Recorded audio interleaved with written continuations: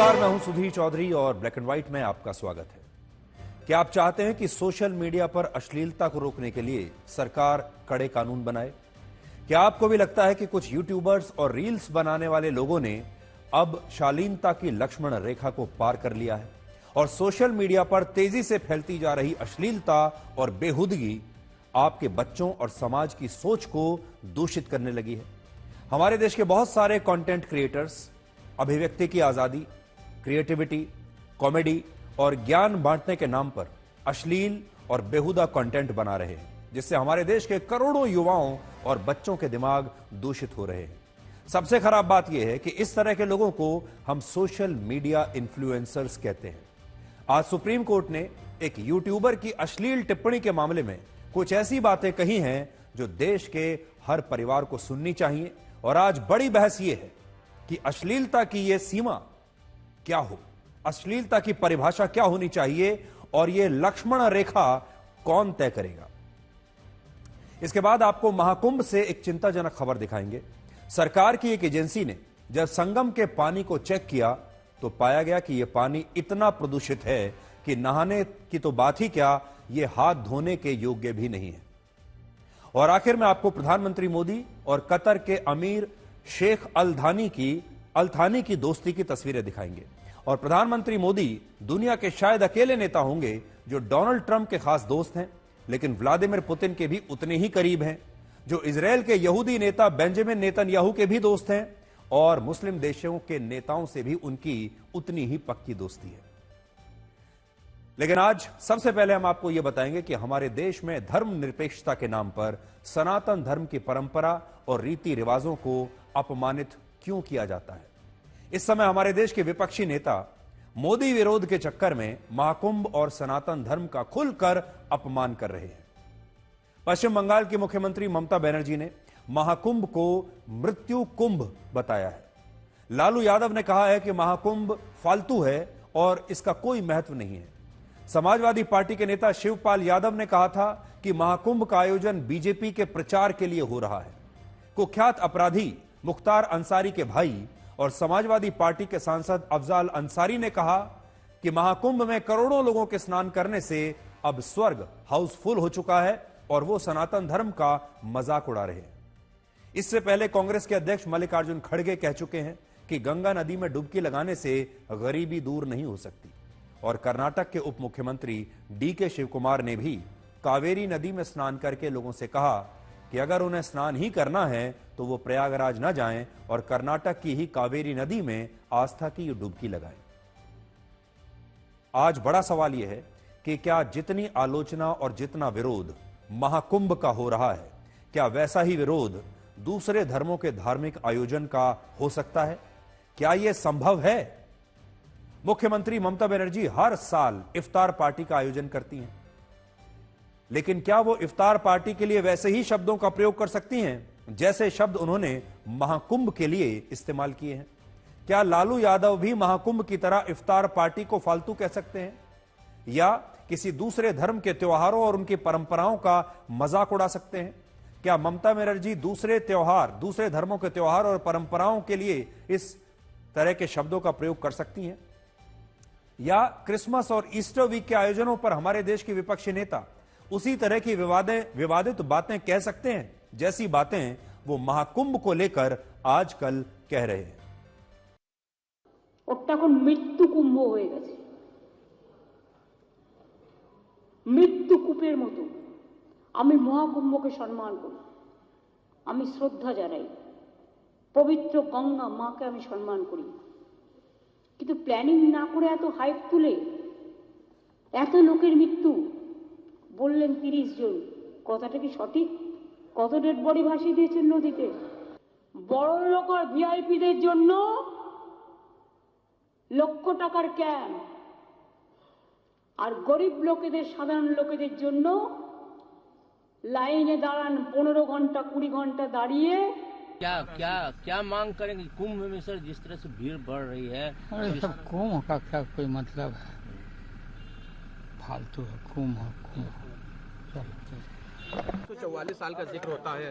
देखिए, अगर 144 144 साल का जो जिक्र हुआ है ग्रंथों में कहीं नहीं है।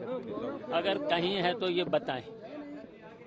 तो केवल पीआर बढ़ाने के लिए इन्होंने इस तरीके का सरकारी धन का दुरुपयोग किया है, तो इनको इस्तीफा दे देना चाहिए। मान्यता है कि संगम तट पे नहा करके व्यक्ति पवित्र हो जाएगा, पाप धुल जाएगा। अगर पाप धुल जाएगा तो इसका मतलब आगे वैकुंठ में जाने का रास्ता खुल जाएगा। तो जो आलम दिखाई दे रहा है उससे तो लग रहा है कि नर्क में तो कोई बचे ही नहीं और उधर हाउसफुल हो जाएगा। ಪುರಾಣಗಳೆಲ್ಲ ನೀವು ನೋಡಿದ್ರೆ ಗಂಗೆ ಎಷ್ಟು ಪವಿತ್ರ ಇದೆಯೋ, ಗಂಗಾ ನದಿಗೆ, ಸರಸ್ವತಿ ನದಿಗೆ ಎಲ್ಲ ಇದೆಯೋ, ಯಮುನಾ ನದಿಗೆ ಅಷ್ಟೇ ಪವಿತ್ರತೆ ನಮ್ಮ ಕಾವೇರಿಗೂ ಇದೆ. ಸೊ ಅದರಿಂದ ಕಾವೇರಿಯ ಭಾಗಗಳಿವು. ಸೊ ಅದಕ್ಕೆ ಎಲ್ಲ ಜನ ಇಲ್ಲಿ ನೀವು ಅಲ್ಲೋಗಿ ಹೆಚ್ಚು ಕಮ್ಮಿ ಮಾಡ್ಕೊಳ್ಳೋದು ಬೇಡ, ಭಾಳ ಕಷ್ಟ ಇದೆ. ಎಲ್ಲ ಇಲ್ಲೇ ಬಂದು ತಮ್ಮ ಏನು ಬದುಕಿನಲ್ಲಿ ಏನೇನು ಪ್ರಾರ್ಥನೆ ಮಾಡ್ಕೊಳ್ಬೇಕೋ, ಪ್ರಯತ್ನಕ್ಕಿಂತ ಪ್ರಾರ್ಥನೆ ಫಲ ಸಿಗ್ತದೆ ಅನ್ನೋದ್ರಲ್ಲಿ ನನಗೂ ಕೂಡ ನಂಬಿಕೆ ಇದೆ. ಸೊ ಬಂದು ಎಲ್ಲ ವ್ಯವಸ್ಥೆನ ಈಗ ಪ್ರಾರಂಭ ಮಾಡಿದ್ದಾರೆ, ತಾವೆಲ್ಲ ಉಪಯೋಗಿಸ್ಕೊಳ್ಬೇಕು ಅಂತೇಳಿ ನಾನು ನಮ್ಮ ರಾಜ್ಯದ ಕುಂಭಮೇಳಕ್ಕೆ अब बड़ा सवाल यह है कि हमारे देश के विपक्षी नेता महाकुंभ का इतना विरोध क्यों कर रहे हैं? इसके पीछे क्या कारण हो सकता है? उनकी क्या मंशा है? क्या उन्हें सनातन धर्म में विश्वास नहीं है? क्या इसके पीछे कोई और मंशा हो सकती है? तो इसका पहला और सबसे बड़ा कारण यह है कि महाकुंभ का आयोजन उत्तर प्रदेश के प्रयागराज में हो रहा है, जहां योगी आदित्यनाथ की सरकार है। दूसरा, इस विरोध का एक बड़ा कारण है प्रधानमंत्री मोदी, और मोदी का विरोध करते करते अब हमारे देश के नेता महाकुंभ और सनातन धर्म का भी विरोध करने लगे हैं। तीसरा कारण है करोड़ों लोगों की भीड़ जो महाकुंभ में इस समय आ रही है। महाकुंभ में अब तक देश भर के 55 करोड़ लोग आ चुके हैं, जबकि लोकसभा के चुनाव में बीजेपी और उसके सहयोगी दलों को 29 करोड़ लोगों ने वोट दिया था। 29 करोड़ वोट मिले थे और विपक्षी दलों को 27 करोड़ वोट मिले थे लोकसभा के चुनाव में। जबकि महाकुंभ में अब तक लगभग 55 करोड़ लोग स्नान कर चुके हैं और यही भीड़ इस समय पूरे विपक्ष को शायद परेशान कर रही है। चौथा कारण है मुस्लिम तुष्टीकरण। इन नेताओं को लगता है कि वो जितना सनातन धर्म की परंपराओं का विरोध करेंगे, देश के मुसलमान उतना ही खुश होंगे। ये उनकी बहुत बड़ी गलतफहमी है, ऐसा है नहीं। इसलिए हम उनसे ये कहेंगे कि राजनीति अगर करनी है तो देश से जुड़े विषयों पर करनी चाहिए, धर्म से जुड़े इस प्रकार के आयोजनों को राजनीति में नहीं लाना चाहिए। पांचवां कारण है हिंदुत्व की राजनीति, जिसकी सबसे बड़ी पोस्टर बॉय बीजेपी है। सबसे बड़ी जो पार्टी है जो हिंदुत्व के नाम पर राजनीति करती है। और इन्हीं सारे मुद्दों के कारण विपक्षी नेता महाकुंभ के आयोजन पर लगातार सवाल उठा रहे हैं। प्रयागराज एक ऐसा शहर है जो सनातन धर्म की परंपराओं से जुड़ा हुआ है। अब जो लोग महाकुंभ आ रहे हैं वो काशी विश्वनाथ भी जा रहे हैं, वो अयोध्या में राम मंदिर के दर्शन के लिए भी जा रहे हैं। यानी ये अगर पूरा सर्किट आप देखेंगे तो ये सनातन धर्म का और हिंदुत्व का सर्किट बन गया है। और विपक्षी दलों के नेताओं को ये चिंता है इस बात की कि जब देश के बड़ी संख्या में लोग इस सनातन धर्म के सर्किट से गुजरेंगे, जब इन जगहों पर जाएंगे तो शायद वो बीजेपी के वोटर बन जाएंगे। बड़ी बात यह है कि महाकुंभ में अव्यवस्थाओं की बात करना गलत नहीं है। अव्यवस्था वहां पर है, बहुत लोगों को परेशानी हो रही है और हम हर रोज इसके बारे में आपको बताते हैं। गलत वो है जब इन अव्यवस्थाओं के नाम पर महाकुंभ और सनातन धर्म को निशाना बनाया जाता है। आप प्रशासन को कुछ कहना चाहते हैं, आप प्रशासन की आलोचना करना चाहते हैं, राज्य सरकार ने इंतजाम नहीं किए उसकी आलोचना करना चाहते हैं, लोगों को परेशानी हो रही है उसकी आलोचना करना चाहते हैं, तो जरूर विपक्षी नेताओं को पूरा अधिकार है, मीडिया को भी पूरा अधिकार है यह आलोचना करने का। लेकिन इस आलोचना के बीच में सनातन धर्म को नहीं लाना चाहिए, इस संस्कृति को बीच में नहीं लाना चाहिए। अब हम आपको प्रयागराज से एक ऐसी खबर दिखाएंगे जो आपको चिंता में डाल देगी। और वो खबर यह है कि क्या प्रयागराज में गंगा, यमुना और संगम का पानी प्रदूषित है और क्या अब यह पानी नहाने के लायक भी नहीं बचा। सेंट्रल पोल्यूशन कंट्रोल बोर्ड ने 3 फरवरी को एनजीटी को अपनी एक रिपोर्ट सौंपी, जिसमें लिखा है कि संगम के पानी में खतरनाक बैक्टीरिया की मात्रा अब गंभीर श्रेणी तक पहुंच चुकी है। इस बैक्टीरिया को कॉलीफॉर्म और फेकल कॉलीफॉर्म कहते हैं। इसमें फेकल कॉलीफॉर्म का स्तर यह बताता है कि नदी के पानी में दूषित सीवेज की मात्रा कितनी है। जल शक्ति मंत्रालय के मुताबिक 100 मिलीलीटर पानी में फेकल कॉलीफॉर्म की मात्रा 2500 से ज्यादा नहीं होनी चाहिए। लेकिन जब से महाकुंभ की शुरुआत हुई है, तब से गंगा, यमुना और संगम के पानी में फेकल कॉलीफॉर्म की मात्रा खतरनाक श्रेणी में है। 14 जनवरी को जब मकर संक्रांति के मौके पर 3.5 करोड़ लोगों ने संगम में पवित्र स्नान किया था, उस दिन संगम के पानी में इस बैक्टीरिया की मात्रा 11,000 तक पहुंच गई थी। इसी तरह गंगा नदी के दीहा घाट पर इसकी मात्रा 17,000 थी और यमुना नदी के नैनी घाट पर इसकी मात्रा 33,000 थी। 13 जनवरी से 19 जनवरी के बीच 8 करोड़ लोगों ने संगम में स्नान किया था और इसके बाद 20 जनवरी को संगम का पानी सबसे ज्यादा प्रदूषित पाया गया। 20 जनवरी को संगम के पानी में खतरनाक बैक्टीरिया की मात्रा 49,000 थी, जो 2,500 या उससे कम होनी चाहिए थी। गंगा नदी के दीहा घाट पर इसकी मात्रा 7,800 थी और यमुना नदी के नैनी घाट पर इसकी मात्रा 23,000 पहुंच गई थी। इस रिपोर्ट में यह भी लिखा है कि सीवेज का जो पानी गंगा और यमुना नदी में छोड़ा जाता है, उस सीवेज के पानी में फेकल कॉलीफॉर्म की मात्रा तय मानकों से कम है और संगम का पानी सीवेज के पानी से प्रदूषित नहीं हुआ है। इसका मतलब क्या है? इसका मतलब है कि संगम में हर दिन जो लाखों करोड़ों लोग स्नान कर रहे हैं, उसके कारण यह पानी इतना प्रदूषित हो रहा है और अब यह पानी नहाने क्या, हाथ धोने के लायक भी नहीं है। इससे अगर आपने यहां स्नान किया तो आपको तेज बुखार, उल्टी, पेट में दर्द, स्किन इन्फेक्शन और फंगल इन्फेक्शन भी हो सकता है। हम ये नहीं कह रहे कि ये बात हम बिना पुष्टि के कर रहे हैं आपसे। ये बात केंद्र सरकार के सेंट्रल पोल्यूशन बोर्ड ने खुद संगम के पानी का परीक्षण करने के बाद एनजीटी की अदालत में कही है। संगम में अब तक लगभग 55 करोड़ लोग पवित्र स्नान कर चुके हैं और महाकुंभ के मेला क्षेत्र में अब तक पानी की 20 करोड़ कैंस और बॉटल्स बिक चुकी हैं, जिनमें लोग संगम का पानी भरकर अपने अपने घर लेकर आए हैं, अपने घर में रखने के लिए, और बहुत सारे लोग तो अपने परिवार के दूसरे लोगों को और दोस्तों के लिए भी वहां से इन बोतलों में पानी भरकर लाए हैं।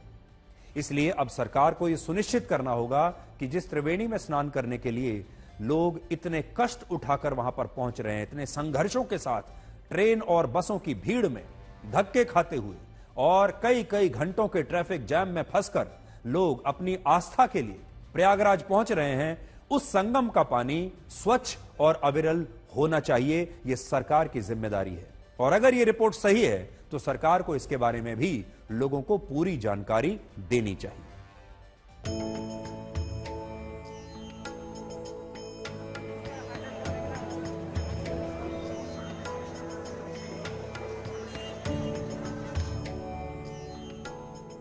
एक तरफ संगम में रोजाना करोड़ श्रद्धालु स्नान कर रहे हैं, तो वहीं दूसरी तरफ केंद्रीय प्रदूषण नियंत्रण बोर्ड की रिपोर्ट कहती है कि संगम का पानी नहाने लायक नहीं बचा है।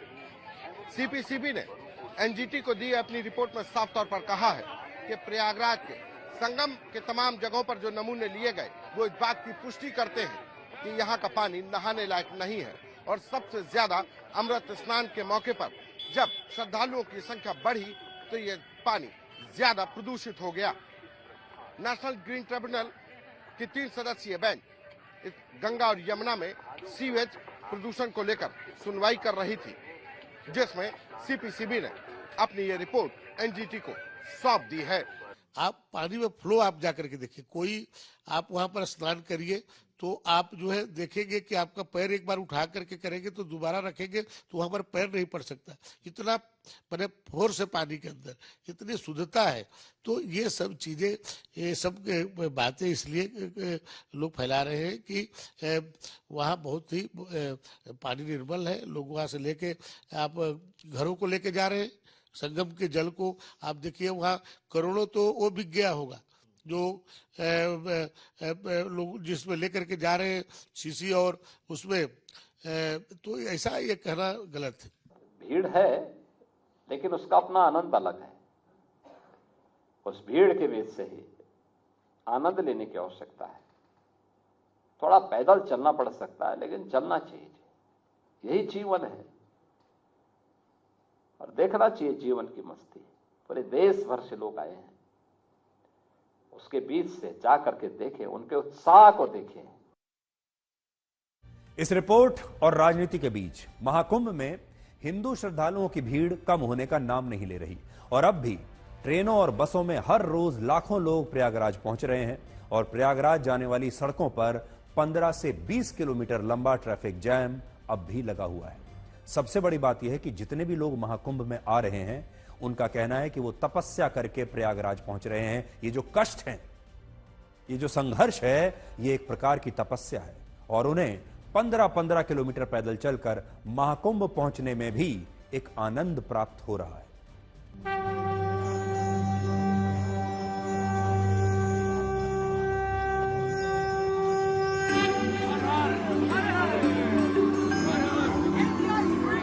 प्रयागराज में महाकुंभ में अब आखिरी 8 दिन शेष हैं, लेकिन उससे पहले हर कोई संगम में पवित्र डुबकी लगा लेना चाहता है। पहले अनुमान लगाया गया था कि अमृत स्नान और माघ का महीना खत्म होने के बाद प्रयागराज में भीड़ कम हो जाएगी, लेकिन समय बीतने के बाद भी लोगों का उत्साह कम नहीं हुआ है। अब तक करीब 55 करोड़ लोग महाकुंभ में स्नान कर चुके हैं और आस्था का ये सैलाब लगातार संगम तक पहुंच रहा है।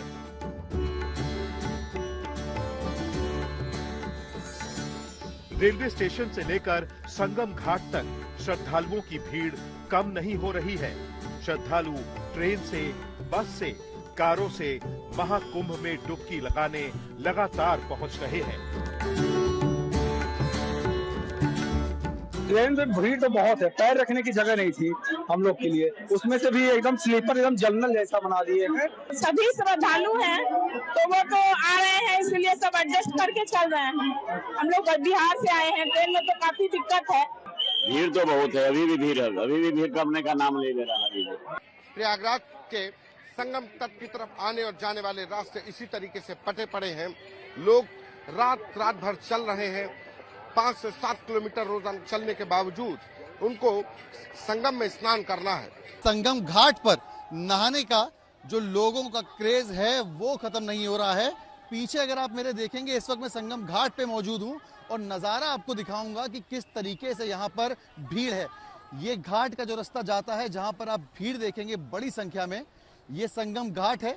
त्रिवेणी का संगम यहाँ पर होता है, जहाँ पर लोग जो है वो दूर दूर से नहाने आ रहे हैं। कि हमारे देश के अलग अलग कोने से सभी लोग आ रहे हैं, जिससे यहाँ की एकता का पता चल पा रहा है और ये भी जान पा रहे हैं कि यहाँ व्यवस्थाएं हैं। स्नान किया, उसकी अच्छा क्या था? जय गंगा मैया की जय। कुंभ में हाँ ये बड़ा क्रेज है। छोटे छोटे बच्चों को आप लोग कुंभ ला रहे हैं, दिक्कत नहीं हो रही? इनको लेके तो काफी चलना पड़ रहा होगा। हाँ हुआ दिक्कत, कुछ भीड़ का सामना करना पड़ा। नहाने के बाद जो आनंद आया है उसमें लोगों का कहना है कि सब कुछ ठीक हो गया है। वीडियो जर्नलिस्ट शुभम शुक्ला के साथ सिमर चावला, प्रयागराज आज तक। महाकुंभ को लेकर कितनी राजनीति हो रही है, महाकुंभ को लेकर लोग कितना संघर्ष कर रहे हैं और महाकुंभ में संगम के पानी को लेकर जो नई खतरनाक चिंताजनक रिपोर्ट आई है, ये सब आपने देख लिया। ये हमारे देश का एक बहुत बड़ा मुद्दा है जिस पर हर रोज हम आपको लगातार अपडेट करते हैं। आज हम आपके सामने एक और बहुत महत्वपूर्ण मुद्दा, एक बहुत महत्वपूर्ण विषय लेकर आए हैं जिसका सीधा असर आपके परिवार पर और आपके आसपास के समाज पर पड़ रहा है। और यह विषय है सोशल मीडिया पर फैल रही अश्लीलता के बारे में। एक यूट्यूबर हैं जिनका नाम है रणवीर इलाहाबादिया। यूट्यूब पर इनके 2.5 करोड़ से ज्यादा सब्सक्राइबर्स हैं और हमारे देश के लोग इन्हें सोशल मीडिया इन्फ्लुएंसर कहते हैं। इसका मतलब होता है एक ऐसा व्यक्ति जो सोशल मीडिया पर लोगों को इन्फ्लुएंस करता है, यानी उनकी सोच को प्रभावित करता है। हाल ही में इन्होंने माता पिता को लेकर एक बहुत ही अभद्र और अश्लील टिप्पणी की थी, जिसके बाद देश भर में इनके खिलाफ अलग अलग राज्यों में एफआईआर दर्ज हो गई और कई शहरों में विरोध प्रदर्शन होने लगे। लोगों ने इनकी आलोचना करनी शुरू कर दी। इस यूट्यूबर के वकील सुप्रीम कोर्ट से देश भर में दायर की जा रही एफआईआर के खिलाफ राहत मांगने के लिए आज गए। सुप्रीम कोर्ट में इनकी सुनवाई हुई, लेकिन इस सुनवाई के दौरान सुप्रीम कोर्ट ने इस मुद्दे पर कुछ ऐसी बातें कही हैं जो बहुत महत्वपूर्ण हैं और आज देश के हर परिवार को सुननी चाहिए। अगर आप भी अपने मोबाइल फोन पर आने वाले अभद्र और अश्लील कंटेंट से अब परेशान हो चुके हैं, तो आपको सुप्रीम कोर्ट की इन बातों को आज बहुत ध्यान से सुनना चाहिए। सबसे बड़ी बात सुप्रीम कोर्ट ने आज यह कही है कि अब समय आ गया है जब YouTube पर प्रसारित हो रहे कंटेंट को भी रेगुलेट करने के लिए सख्त कानून होने चाहिए, ताकि इस तरह का अश्लील कंटेंट आपके मोबाइल फोन के जरिए आपके परिवार तक, आपके बच्चों तक, युवाओं तक और समाज तक ना पहुंचे। असल में अभी हो यह रहा है कि इस कंटेंट को रोकने वाला कोई नहीं है और इस कंटेंट के लिए हमने सारे दरवाजे खोल रखे हैं। इस कंटेंट के लिए हमने एक ग्रीन कॉरिडोर स्थापित करके रखा हुआ है कि YouTube पर और सोशल मीडिया पर आज कोई भी व्यक्ति कितना भी बुरे से बुरा, अश्लील से अश्लील कंटेंट बना सकता है और वो सीधे आप तक पहुंच सकता है, उसे रोकने वाला कोई नहीं है। दूसरी बात, सुप्रीम कोर्ट ने इन यूट्यूबर्स से यह भी पूछा है कि अगर यह अश्लीलता नहीं है तो फिर अश्लीलता की लक्ष्मण रेखा क्या होनी चाहिए। वो आज सुप्रीम कोर्ट ने इस यूट्यूबर के वकीलों से पूछा कि आप ही बताइए कि अश्लीलता की असली परिभाषा फिर क्या होनी चाहिए। अगर यह अश्लीलता नहीं है तो फिर अश्लीलता क्या है।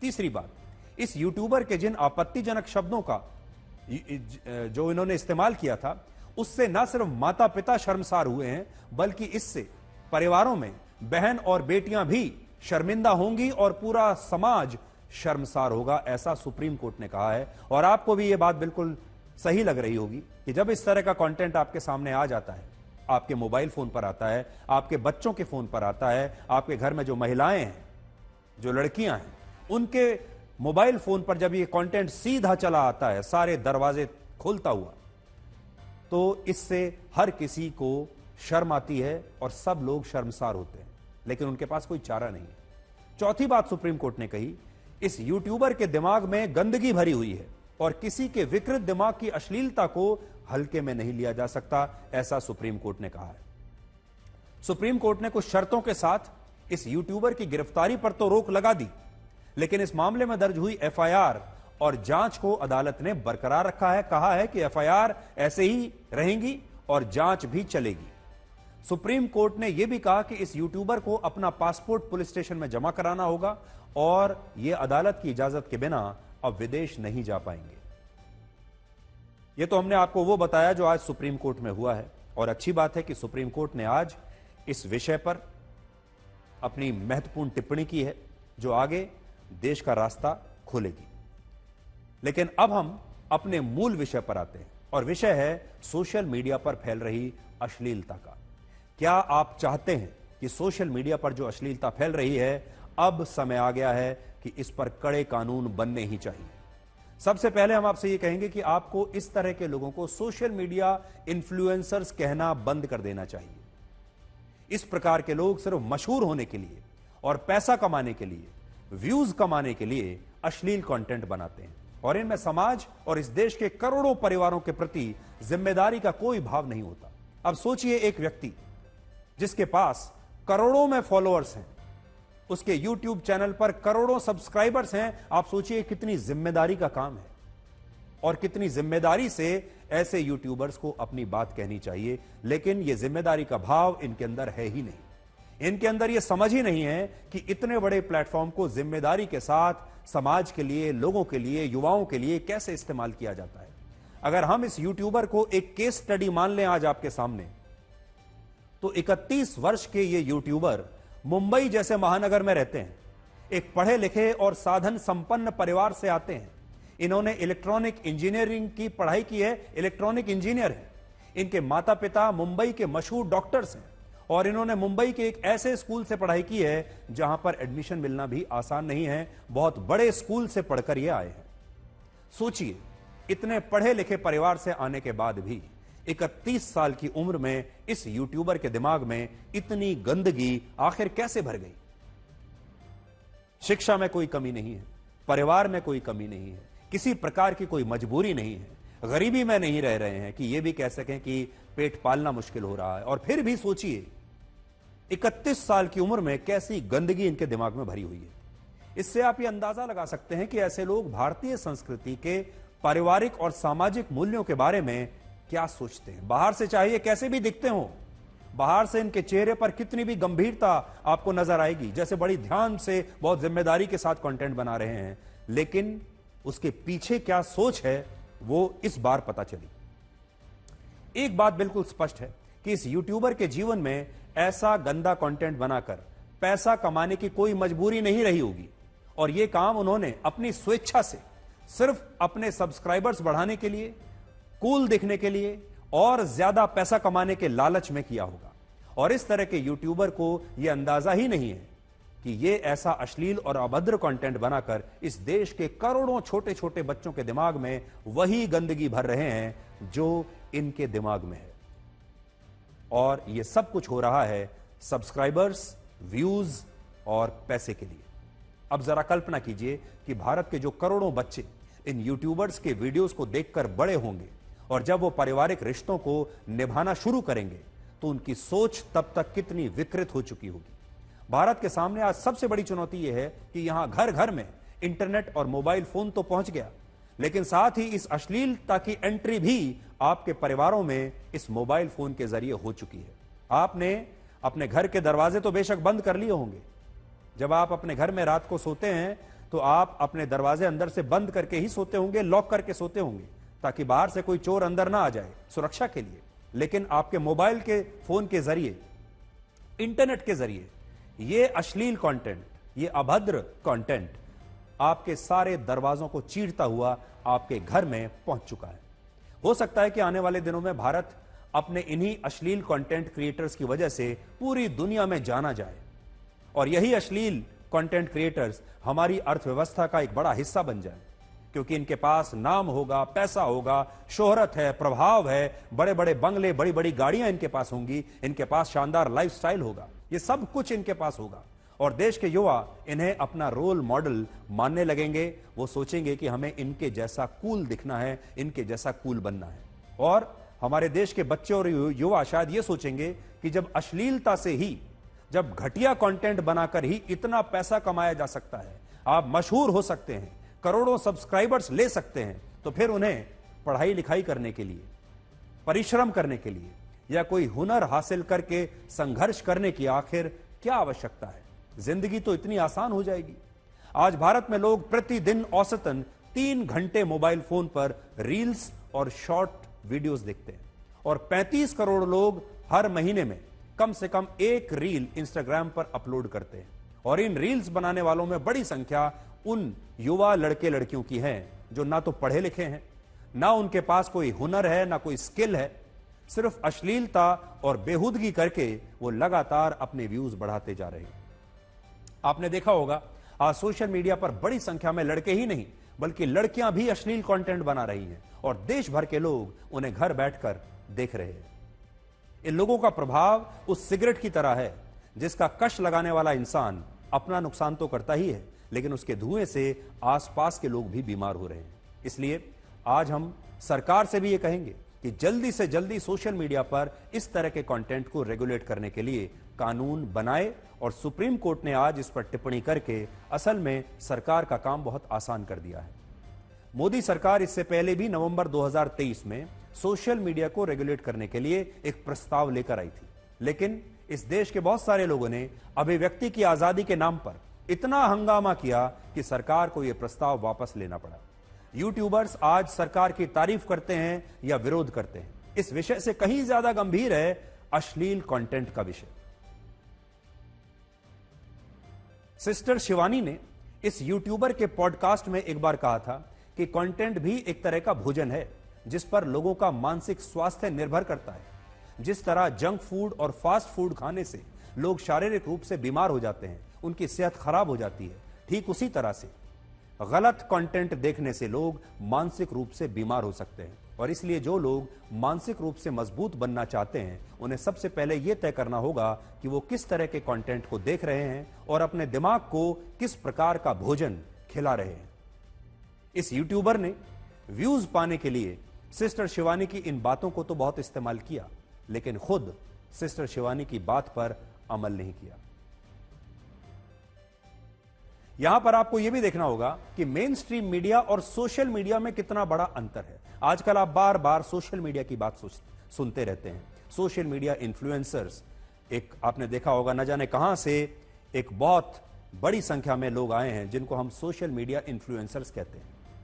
मेन स्ट्रीम मीडिया में जो पत्रकार काम करते हैं वो देश और समाज के प्रति जिम्मेदार होते हैं। जो बड़ी बड़ी कंपनियां हैं, जो मीडिया कंपनियां हैं इस देश की, जो अखबार चलाती हैं, बड़े बड़े न्यूज चैनल्स चलाती हैं, वो अपने इंफ्रास्ट्रक्चर में पैसा लगाती हैं, इन्वेस्ट करती हैं, देश भर में रिपोर्टर्स को रखती हैं, बड़े बड़े सीनियर पत्रकारों को रखा जाता है, न्यूज रूम्स बनाए जाते हैं, उसके लिए खबर प्रसारित करने के लिए एक प्रक्रिया बनाई जाती है, सरकार के सभी दिशा निर्देश और कानून उन पर लागू होते हैं और वो बहुत ही जिम्मेदारी से आपके लिए ऐसा कंटेंट बनाते हैं जिसे आप कहीं भी किसी के भी साथ देख सकते हैं बिना किसी संकोच के।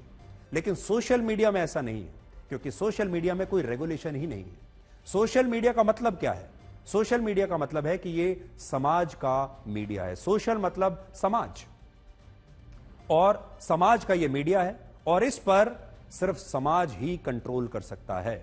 इन यूट्यूबर्स को इतना बड़ा इन्फ्लुएंसर आज भारत के समाज ने ही बनाया है और इन पर रोक भी हमारा समाज ही लगा सकता है। इसलिए आज से आप तमाम लोग खुद एक रेगुलेटर बॉडी बनकर सामने आइए।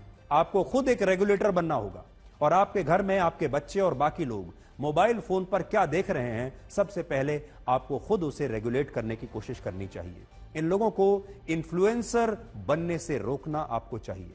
जिस प्रकार से आप अपने बच्चों के लिए जब घर में खाना बनाते हैं तो अच्छे से अच्छा खाना बनाते हैं जो कि उन्हें स्वस्थ रखे। हमेशा हमारे घर में जो माएं हैं उन्हें सब पता होता है कि घर में आज क्या बनने वाला है, उनके बच्चों को, युवाओं को, घर के बाकी सदस्यों को क्या खाना चाहिए और उनकी पूरी कोशिश होती है कि सबको स्वस्थ भोजन मिले। यह दिमाग का भोजन है, इसलिए घर के जो बड़े हैं उनकी जिम्मेदारी है कि शरीर के लिए जो भोजन वो देते हैं अपने बच्चों को, जैसे उस पर वो नजर रखते हैं, इसी प्रकार से दिमाग के लिए जो भोजन बच्चों तक पहुंच रहा है उस भोजन पर भी उन्हें नजर रखनी चाहिए। वरना ये जो इन्फ्लुएंसर्स हैं ये आप और आपके समाज पर ऐसा असर छोड़कर जाएंगे कि हमारे देश की आने वाली पीढ़ियां हमेशा के लिए बीमार हो जाएंगी, क्योंकि इनका कंटेंट एक स्लो पॉइजन की तरह है, एक धीमे जहर की तरह है। और इस बात को आप इस चित्र से समझिए। आप भारत के युवाओं की स्थिति आज यही है। जैसे अस्पताल में मरीजों को ड्रिप लगाकर उन्हें खून चढ़ाया जाता है, ठीक वैसे ही आज के युवाओं की नसों में सोशल मीडिया के अभद्र और अश्लील कंटेंट की ये फीड भरी जा रही है। हमारे देश की राजनीति में एक शब्द का इस्तेमाल अक्सर किया जाता है और वो शब्द है पलायन। हमारे देश के नेता एक खास वोट बैंक को साधने के लिए, उन्हें डराने के लिए अक्सर कई बार ये खबर फैलाते हैं कि डर और असुरक्षा के कारण कुछ लोग अपना घर छोड़कर विस्थापित होने के लिए मजबूर हो गए हैं, वो पलायन कर रहे हैं, वो घर छोड़कर जा रहे हैं। और ज्यादातर इस शब्द का जो इस्तेमाल होता है वो धार्मिक भावनाओं को भड़काने के लिए होता है और ये कहा जाता है कि ये जो पलायन है ये धर्म के आधार पर हो रहा है। एक खास धर्म के लोग दूसरे खास धर्म के लोगों के डर की वजह से भाग रहे हैं। आपने ये अक्सर सुना होगा। और इसी तरह का दावा उत्तर प्रदेश के संबल को लेकर भी आपको याद है किया जा रहा है। असदुद्दीन ओवैसी ने यह दावा किया था कि संबल में हुई हिंसा के बाद वहां रहने वाले मुस्लिम समुदाय के लोग अब बहुत डर गए हैं और कई मुस्लिम परिवारों ने संबल से पलायन भी कर लिया है। हमारी टीम ने जब इस दावे का फैक्ट चेक किया तो इस फैक्ट चेक में यह दावा पूरी तरह से गलत और भ्रामक निकला। हमें संबल के लोगों ने खुद बताया कि वहां एक भी घर ऐसा नहीं है जिस पर ताला लगा हो और जहां से मुस्लिम परिवारों ने प्रशासन के डर से या किसी और धर्म के लोगों के डर से पलायन किया हो। सच्चाई यह है कि जिन दंगाइयों ने संबल में तोड़फोड़ और पथराव किया था वो दंगाई शहर से फरार हो गए हैं और पुलिस उनकी तलाश कर रही है। ये दंगाई जानते हैं कि पुलिस उनके पीछे है, उन पर कार्रवाई की जाएगी, इसलिए ये लोग वहां से फरार हो गए हैं। लेकिन देश भर में कहा यह जा रहा है कि मुस्लिम समुदाय के लोगों को वहां से भागने पर मजबूर कर दिया गया है। किसी दूसरे मुस्लिम परिवार ने संभल से पलायन नहीं किया है और यह दावा बिल्कुल गलत है कि संभल के मुसलमान डरे हुए हैं।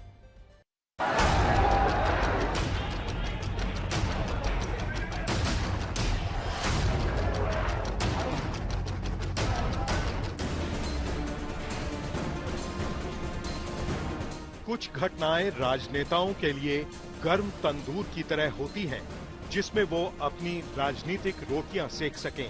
संभल में हुई हिंसा वैसी ही घटना थी। AIMIM के अध्यक्ष असदुद्दीन ओवैसी ने संभल को लेकर एक ऐसा झूठ बोला है जिसकी सच्चाई से अब वो भाग रहे हैं। ओवैसी ने एक्स पोस्ट पर लिखा कि संभल में डर और जुल्म का ऐसा माहौल बना दिया गया है कि वहां के मुसलमान शहर से पलायन करने को मजबूर हो गए हैं। अपनी इस एक्स पोस्ट के साथ उन्होंने एक न्यूज रिपोर्ट भी लगाई है जिसमें एक घर पर ताले की तस्वीर है। हमारी टीम संभल की उन गलियों में गई जहां 24 नवंबर 2024 को हिंसा हुई थी। आज उन गलियों में जनजीवन सामान्य है। बच्चे स्कूल जाने लगे हैं, दुकानें खुली हुई हैं, लोग अपने अपने काम में व्यस्त हैं। कहीं कोई डर का माहौल नहीं है।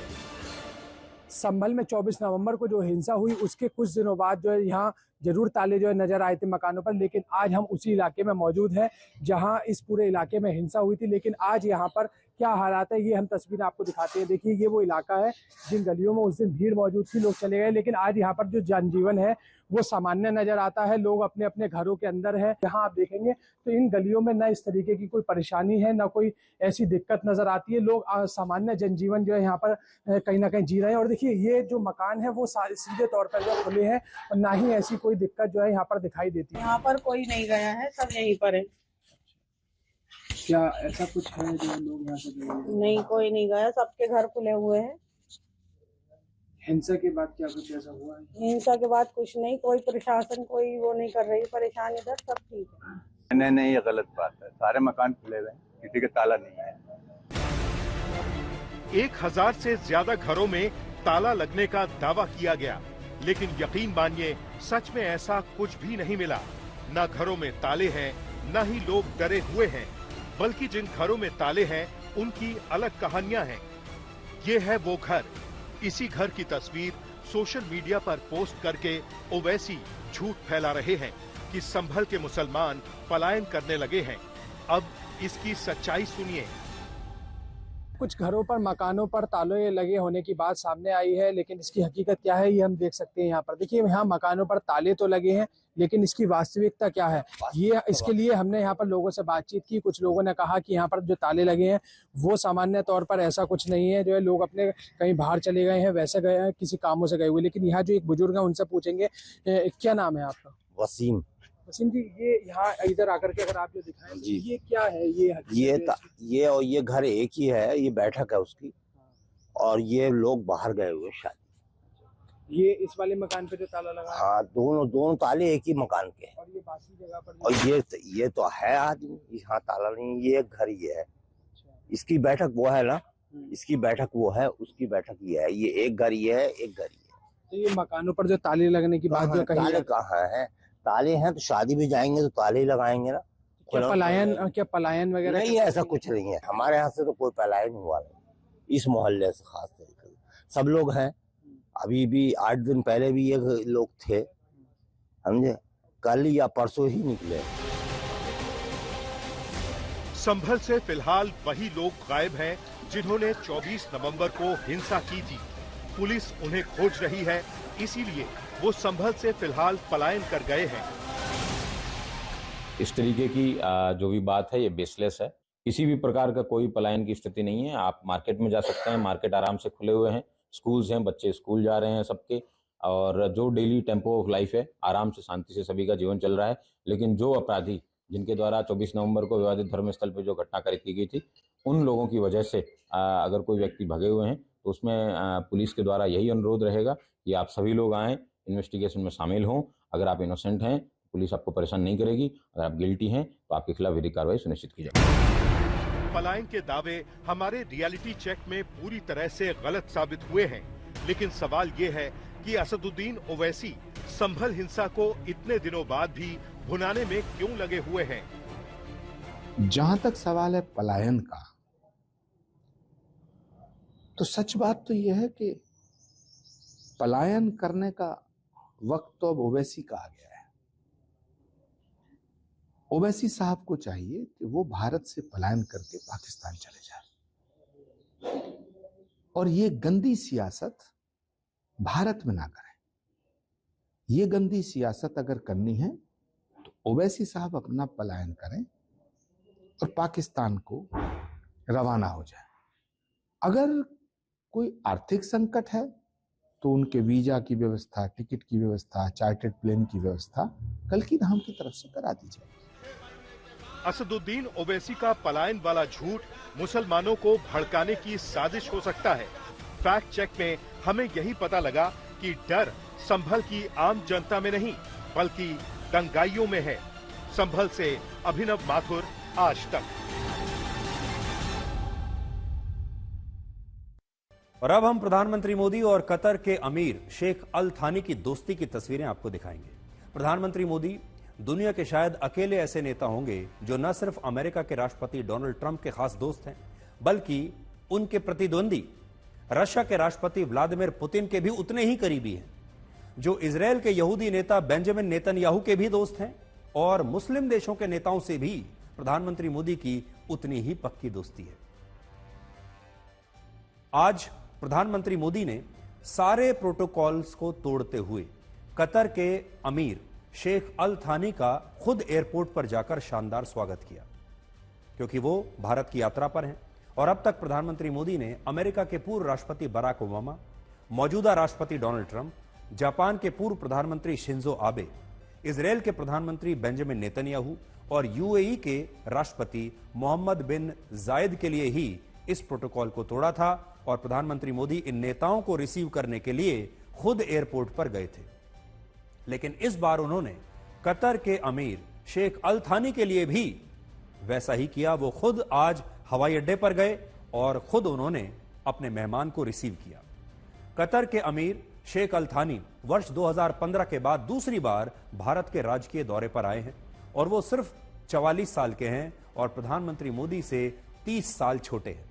लेकिन जब आप उनकी दोस्ती की इन तस्वीरों को देखेंगे तो आपको उम्र का यह अंतर नजर ही नहीं आएगा और आपको पता चलेगा कि प्रधानमंत्री मोदी एक ऐसे नेता हैं जो हर देश के साथ कूटनीतिक रिश्तों को तो मजबूत करते ही हैं, चाहे वो नेता किसी भी धर्म का हो, उनके साथ भी उनकी उतनी ही पक्की दोस्ती होती है और साथ ही व्यक्तिगत रिश्तों को भी प्रधानमंत्री मोदी एक नए मुकाम पर लेकर जाते हैं। सबसे बड़ी बात यह है कि मुस्लिम देशों के नेता भी प्रधानमंत्री मोदी का खुले दिल से उतना ही सम्मान करते हैं और अब तक 6 मुस्लिम देश प्रधानमंत्री मोदी को अपना सर्वोच्च नागरिक सम्मान दे चुके हैं। आज भारत के मुसलमानों को यह सोचना होगा कि जब पूरी दुनिया के मुस्लिम देश प्रधानमंत्री मोदी का इतना सम्मान कर रहे हैं, तब भारत के बहुत सारे मुसलमानों में प्रधानमंत्री मोदी को लेकर यह असहजता क्यों है?